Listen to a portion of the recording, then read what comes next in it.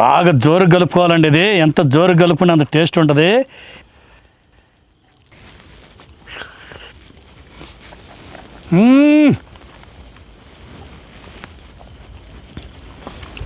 Super.